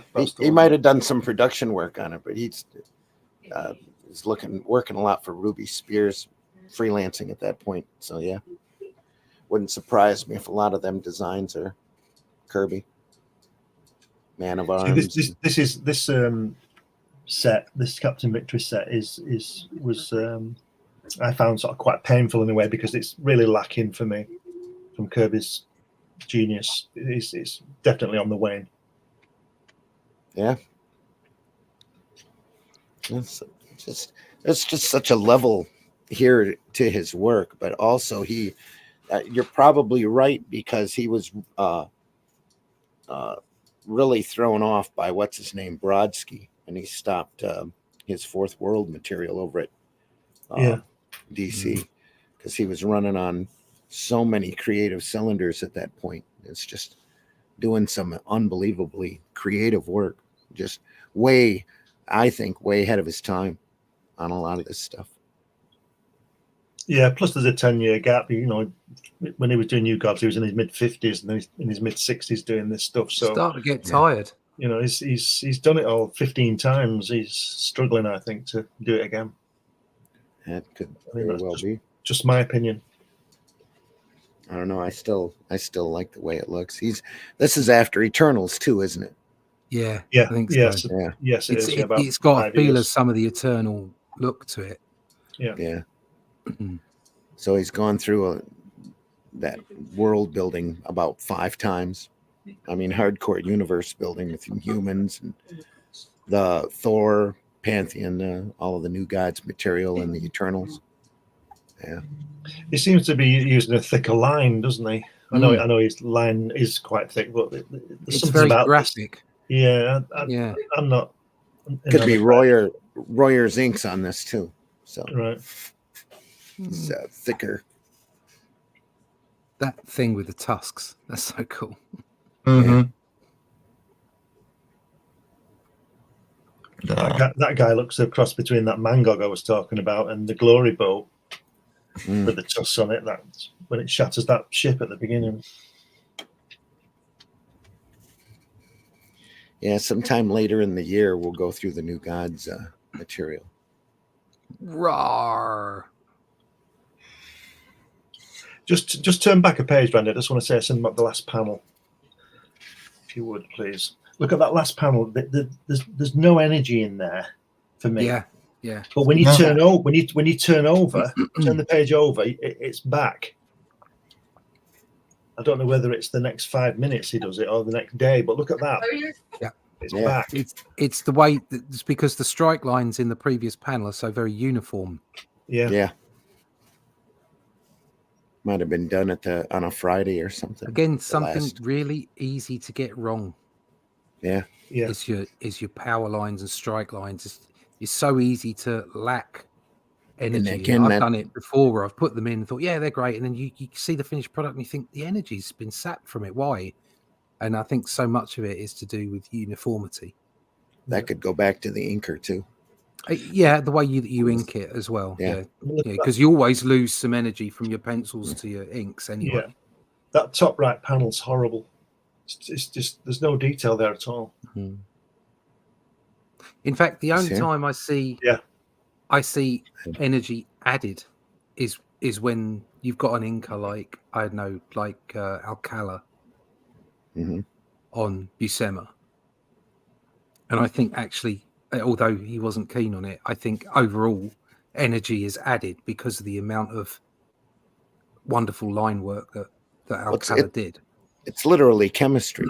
You know, how you mix with the other person's action. There's been that Tom Palmer on anybody, you know, looks like Tom Palmer. Yeah, well, again with Sinnott as well. Yeah, Sinnott's the same way. A lot of times they can just overpower bad storytelling and bad composition with great artistic inking style. That's a testament to how good the penciler is. That too, yeah. You can see Buscema and Kirby come through. Oh yeah, Sinnott's and Palmer's inks, and still know, and Alcala's inks, and still yet, see who they are. And yet, you need somebody like Palmer in order to handle a hard penciler. That's why they put him with Gene Colan so much. Yeah, because of Colan's cinematic pencils. It's very cinematic and very shaded. Yeah, I mean, it doesn't lend itself to be inked, does it? Really, it doesn't. No, it doesn't. It takes a true craftsman like Palmer to be able to handle it and have it look right. I always thought Klaus Janson did a good job on Gene Colan as well. Yeah, there's a very loose line to complement Gene's loose line, because we said it before. Gene's an illustrator, I think, rather than a comic book artist, like Barry Windsor Smith. You know, I think sometimes Klaus Janson can be right on, and he gets around. I've seen him perform miracles around some of the most bland pencilers out there. There's Marvel 2-in-1 with Thing and Black Widow. I think it's number 10. It's got Thing pulling a big bomb on the cover. That Bob Brown is a real simplistic penciler, but Janson goes over and inks it, and it looks just phenomenal. Almost on the level of a Modesty Blaze look to it. So it's chemistry. It's how you mix with the two people together. Go ahead, Whiskey. Sorry. Yeah, Russ, before you talked about energy, and you use the terminology quite often, how would you describe what energy is to a layman that doesn't know what you're talking about? Like dynamic movement, like because you use it quite often. Yes. I think it's hard to nail down, but if you look at that top left-hand panel, there's very little descriptive illustration in it. It's the strike lines. It's the white out strike lines on the inside of the black items. The energy. Then you put the text on, and it's done in, it's at an angle. The thickness at the end of the strike lines. There's so many different elements that go into creating an energetic panel. And if you go back to that one that Glenn picked out, the previous page, last panel, the energy is lost from that because there's quite a lot of uniformity in the lines, the strike lines, and also everything else is the same line width. Mm-hmm. So all the guns are almost the same line width as some of those some of that shrapnel stuff. Yeah, and it's difficult to nail down one particular thing, but lots of things go together to create a panel that has power. So when we talk about energy, it's simply a powerful panel. And also, you look at that explosion on the top left. Because of the way that the white is left around where the blast is, and the lines emanate from it, it gives an impression of force in a particular direction, multiple directions, but in a particular direction, and that in itself creates the energy. So it is really difficult to describe, which is why it's so much easier to describe when you've got good, powerful panels, energetic panels in front of you to help your description. I don't think I think I lack the words to be able to describe it properly, and I just shortcut it to energy. Because I've heard it used in all kinds of different ways and different things, not necessarily specific to explosions. Sometimes a catch-all term, and it's a very nebulous terminology or slang in comics. You're right. It is nebulous, but I think it's nebulous to describe, but it's pretty easy to see. Mm-hmm. I think you can look at a panel. Anyone can look at a panel and see whether it's exciting, whether it's got, because every panel is static. It's not an animation, and yet somehow some panels and some artists manage to make their static images alive with movement, and that's where the energy is coming from. So you would describe like the panel on the left there as energetic, or energy as energy, as opposed to the panels on the right. Well, for the panel on the top left has energy. Yeah. And the panel on the top right has, but not as much. But that's down to maybe the subject matter. And then, of course, you've got the guy just talking there with panel 2 on the right-hand page. So that lacks the energy of those other two panels. And yet the way that it's drawn also creates a fullness that makes the panel more exciting than it's difficult because I don't have a comparison panel, but it would be easy to flick through comics and see panels where somebody's just talking and it be utterly boring and have no energy whatsoever. And some of that is style and some of that is placement. And you're absolutely right. It is a nebulous thing, but fortunately we're talking about comics. So it is something that you can show, you can pretty much pick up instantly visually. Yeah. It does compared to the Silver Star material, though. This book especially looks like he was kind of gliding it in. Like it's flatter, isn't it? Yeah. Yeah. Yeah, it is. It's less exciting. There's a lot less chances taken. Here's a negative silhouette back here. It just doesn't work for me. But there's so many different aspects that could go into that. We could get time. We could get tiredness. Yeah. We could also get interest. He might not be quite as interested. Also, there's the fact this is a finished page and we were looking at penciled pages. Very true. So there's so many variants involved. Be the inker again. Yeah. Oh God, Fish Face Man just looks like he's just got up. Yeah.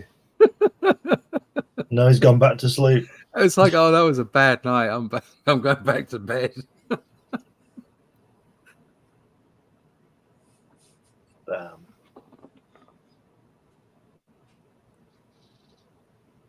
See again with that bottom right panel, the debris coming from the blast. It's all the same line weight as the arms and the gun blast and everything. It doesn't work, does it? Whatever energy that could have had in it, which I would think probably in the pencils there was, is being lost by the line weights.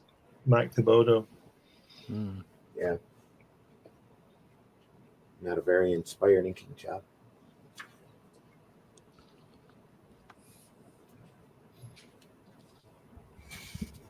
No, Toth was a fan of heavy line weights as well, but he kind of had that zing to his. There was still variation. Yeah. Toth was big on simplicity. Stark black and white, working in a composition. Yeah. Sometimes he'd get a little detailed too, but depending upon the project, not very often. I don't think Mike Thibodeau is one of Kirby's best inkers, in my opinion. Not from this work, no. I'd have to agree. I didn't agree. I didn't like his work on New Gods, Hunger Dogs graphic novel. I think that was a bit of a butchered job, really, which was a shame. I don't think Kirby was pleased with it either, the way it turned out. I think he had about 3 different inkers on it. Yeah. Royer was on it, Thibodeau was on it, and Bruce Berry was on it. It doesn't work. Plus, Jack's layouts are all over the place. He's using circular panels and all kinds of stuff. It's like he decided to experiment on his final piece, and it doesn't work for me. I was disappointed. The story's all right, but the layout and everything doesn't work for me. That's the one part of New Gods I don't own. It's that book. I don't have a copy of it. It's been a long time since I've seen it. Hojo says dynamics. Yep. It's Gene Colan's on a level of his own. Yep, he was.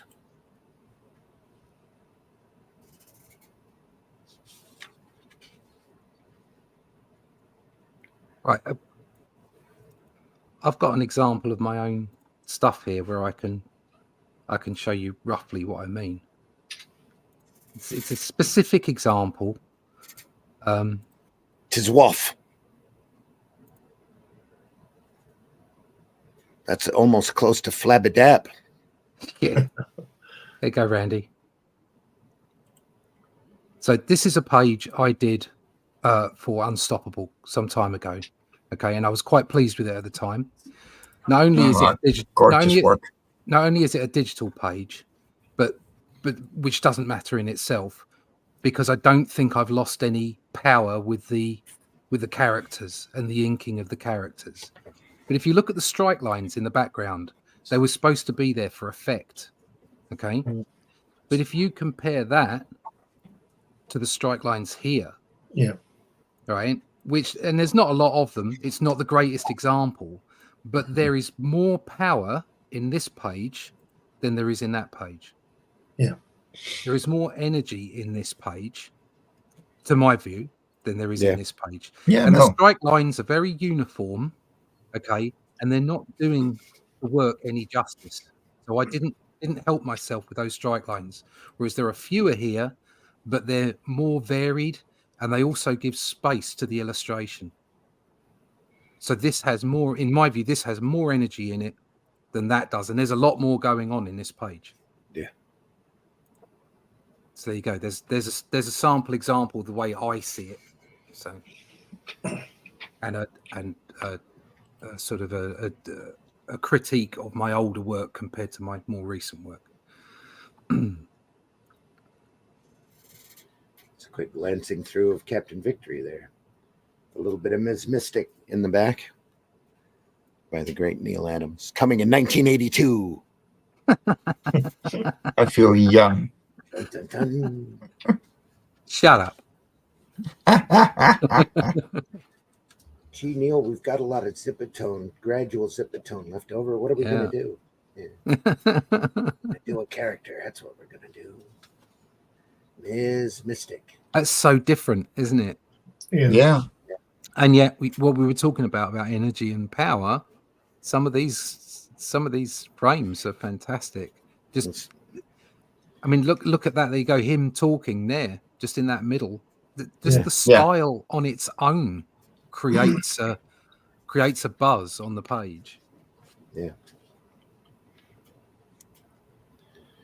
We have the Dead Man series we'll look at here eventually. Oh yeah, how wonderful is that? God. Yeah. That's some great stuff. It's been a long time since I've read he's being quite pedestrian here with his panel layouts, Neil Adams. In Dead Man, he was bonkers. Yeah. He decided to let himself loose a bit. Look at that Mike Grell piece as well. And with that Mike Grell piece, pulse pounding action on sale in late December. Laser guns and loincloths. We love it. Eye patches. I'm sure he didn't, but it looks like Dick Giordano in that Mike Grell piece. Yeah, same kind of line, loose line. Sure does. It's lovely, isn't it? Or it could, or Adams, in fact. That's all Grell. That's all Grell there, though. Is that all Grell? Yeah, he signed it. Yeah, their name on it. Yeah, he's at the peak of his form. That lovely, fine yeah. aspect to it. Yeah. Yeah. Great artist, Mike Grell. More great stuff to look at. More great stuff on the way, folks. And with a little Kirby here. See those whatever those things are, what they move in, the rocks or whatever, bits of machinery, whatever they are, all the same weight again. It doesn't work to me. Yeah, no, I hear you. No, it doesn't, because it's uniform. But there is, it doesn't show what is what. Yep. I'll tell you what else. I'll tell you what else has happened. Sorry, Mike. I'll tell you what else has happened as well. I'm thinking it's Thibodeau again. He's used a ruler for the lines. Yeah. Yeah. I'd do that freehand. So to give it an organic feel. Well, that's, what do I know? Silver Star, the Graphite Edition, folks. Captain Victory #3, both from Pacific Comics. The Tomorrows is the publisher of this Graphite Edition. Well worth your time if you love Kirby. Good stuff. Great stuff. Next week, more stuff. More stuff. I like on that Captain Victory cover there. Just before we finish, I just love the way they're sort of thrown on that Neil Adams backup feature. Yeah. Shit, we figured where we're going to put it. Oh, stick it at the bottom there. You know, be fine. Just put it right on in the corner. Yeah. No one sticks Neil in the corner. They'd have put it in this corner, but the main character was right there. So exactly. They should have just left it off because we don't care whether Neil Adams is in the back of there, do we? as much as we love him, you know. That was technically Ms. Mystic's first appearance. So yeah, it would have been a nice surprise, wouldn't it, just to turn the page and that was there. Where that character would go. Yeah. What did they do to her hands, though? She's a wibbly wobbly. She's surprised that they've stuck Neil Adams' backup feature across her. Yeah, she's got Doctor Strange hands on. Doing that doodle, yeah, like Wayne's World. And she's got Princess Leia ears. You know, the hair. That too. Yeah. Folks, we want to thank you so much for stopping by. We know the majority of our viewership happens after the fact, and we deeply appreciate you. Please leave a like, leave a comment, whatever platform you watch us on. Any type of interaction that you have with us goes towards helping our algorithm get out there and get seen. Mike, Jimmy, why don't you tell folks how they can find you again? You can find everything we publish for Fairies and Ends over on fairiesandends.com. You can find me Thursdays here on the Indie Comics Network at 1 p.m. Eastern with Hung on Animation, where I work on the pilot episode for my series Live on Korra. And recently I started Patreon, so if you want to see previews and all kinds of extra things for that, look up Fairies and Ends on Patreon. And other than that, yeah, I'll see if I can be around more often again as well, because I miss you guys, and it's always a pleasure to hang out. And we don't do this enough anymore. Yeah, I love having you on. Thanks for stopping by. Mojo says, I got a Dead Man cover by Neil Adams. Oh, my God. For $1 last year at my local comic shop. Really? Holy crap. That's a bargain. So thank you for another great show. Happy Friday, Levi. Thanks so much for stopping by, man. You're always welcome on here as well. Anytime you want to get podcast ready, you're welcome to pop on. Whiskey, tell folks how they can find you. Sure, you can find me down at the bottom left there at the old X. When you type that into Google, let's see here, something like this might show up. Bannon Ricochet Art Studio, and if you click on the link here, you'll find your way to my art station, which is a gallery of some of the models and miniatures and stuff I do. I do all kinds of miniatures, all kinds of sizing, you name it, anything you want for any kind of production level. I can essentially knock it out for you. Really cool. All right. Russ, tell folks how they can find you. You can find me at russleach.com. Sign up there for the email list. If you like sword and sorcery, or you like Robert E. Howard, just go check out russleach.com. Sign up for the email list because we have a book, The Shadow Kingdom, under Arrow banner, adapted by Randy himself. And this is some of the stuff going on in there. Look at all. There you go. I'll quickly. Don't want to show too much. It's all quick. Yeah, there's the whole story. There you go. So there you go. That's the cover. So we've got that going on in crowdfunding in March. So if you sign up for the email list, we'll be able to send you all the information you require for that. We've got, like I say, Randy's adapting it. I'm on the art duties. We've got some extra bits and pieces from Glenn. Thank you very much. Some wonderful contributions. We've got some original art. And also we've got a forward by Razor Fist, who absolutely loves Robert E. Howard and has been kind enough to do a forward for us. So it's a fantastic package. Check out russleach.com. It's like 70 pages of sequential art goodness. Yeah, 70 pages sequential art. We've got over 100 pages in total because you get the prose with illustrations in the book. So it's going to be a great book. It's going to be a beautiful product. RussLeach.com right now to sign up for news on that. Watch FundMyComic.com, especially starting in early March. But go over to Fund My Comic anyway and take a look at some of those great campaigns over there. There's some phenomenal products just waiting for you to buy into. So FundMyComic.com. Glenn, tell folks how they can find you. Yep. As we've been talking Kirby, if you go to newhavenpublishing.com or Barnes & Noble or any of the top stores, you can get my book about my visits to see Jack Kirby. If you want the film of the books, you can get this DVD from me, direct from me. You'll find me if you want it. Also, if you go to Fund My Comic, you can see my creation, my character Hatch, the annotated book, which features the story of how it was created. Shows lots of published and unpublished artwork. And also, if you go to Amazon, you'll be able to pick up a copy of my Comics Unlimited magazine, which I produce every now and again, 100 pages about comics, artwork, articles, interviews. Issue 15 is coming out soon, and it's got some really good stuff in it. And we're working on it now, and it should be out in a month or so, hopefully. All right. Folks, I've been your host, Randy Zimmerman. You can find my work over at aerocomics.store. If you are in the Midwest, United States, I will be at the Great Lakes Comic Con on the 23rd and 24th. It's a Friday and Saturday show next weekend. And we will be broadcasting live here next week. And then I'll leave from the program and go down there and set up.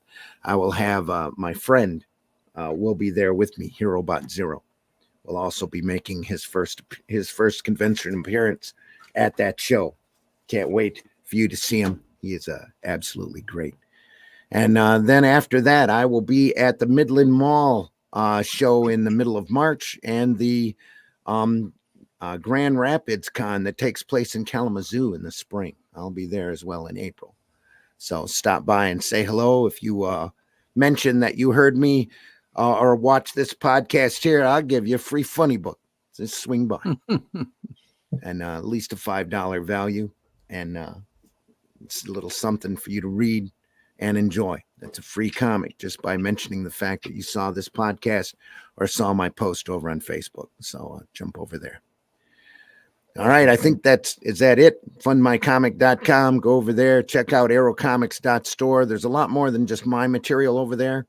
And there's a lot more on the way. We're adding more Aero Comics material here very shortly. In fact, I've got another book over there I was going to do a campaign for that I haven't done that yet because I'm fulfilling the Fool book right now. That should be almost done and fulfilled.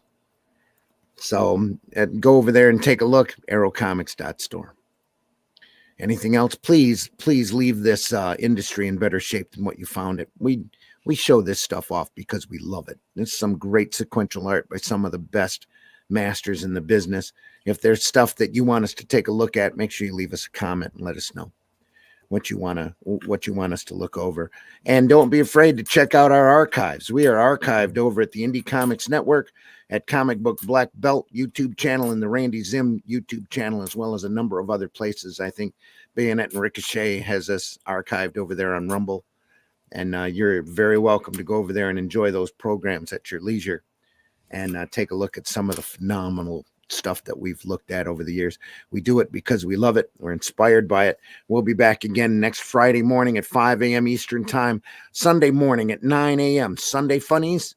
This week, I don't think I have the book handy. But anyway, we're looking at a comic sequential art adaptation of The Art of War by Sun Tzu. Looks cool. Believe it or not, Sounds comics in all of its glory. From Smart Comics. Because, the power of comics. So stop by Sunday Funnies, 9 a.m. here at the Indie Comics Network Eastern time. And adjust your clocks and alarms accordingly. And we'll see you then. Anything else, folks? Be better. Stay awesome. Buy more comics. Be better. Talk positively about this wonderful industry and this art form that we're in, folks. There's enough trolling and negativity out there to last a lifetime. And there needs to be a lot more positivity out there in the world. If you love comics, if there's a comic out there that you love, make sure you tell people. So you don't have to talk down about this. We know that some of this modern stuff isn't up to standards, but there's so much great material out there for you to enjoy. So, and everybody has their own idea of what makes great art, and by spreading that word around, maybe you'll expand people's minds at the same time. It's all good, folks. Take care. Read comics. Read alternative and independent comics, especially ours. Watch the Indie Comics Network, and as we expand and grow, more programs coming all the time. You'll see as we go out, I've got an outro now that's got some of the new programming and some of the programming that we've added. There's a little something up there for everybody. So appreciate you all. Take care, everyone. Take care. See you, folks. We'll see you next time.